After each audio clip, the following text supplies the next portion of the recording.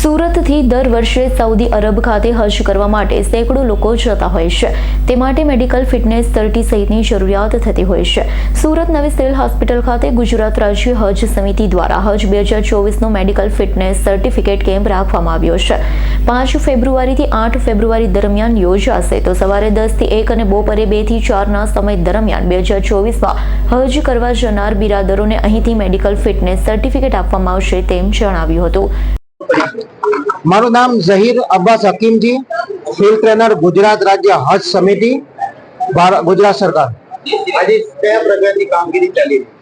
આજ રોજ Surat civil hospital ખાતે જૂના ટ્રોમા સેન્ટરના અંદર 2024માં હજ પર જનારા હજ યાત્રીઓ માટે ફિટનેસ કેમ્પ સર્ટિફિકેટનો કેમ્પ રાખવામાં આવ્યો છે, જેના અંદર સુરત શહેર અને જિલ્લામાંથી કુલ મળીને 1000 જેટલા હજી હજ યાત્રાએ જવાના છે। અને અમે સુરત સિવિલ હોસ્પિટલમાં એ રીતે અરેન્જમેન્ટ કર્યું છે કે ભાઈ 4 દિવસના અંદર 250 જેટલા હાજીઓને પર ડે બોલાવી આ તમામ હાજીને મેડિકલ ફિટનેસ સર્ટિફિકેટ અહીંયાથી તપાસ કરી અહીંયાથી એનાયત કરવામાં આવશે। હાજીઓને શું મેસેજ આપો?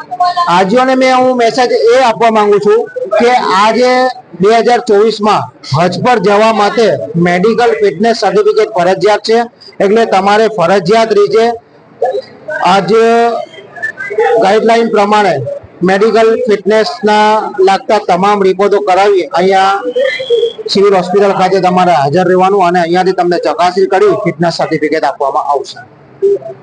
Bureau report S9 news Surat.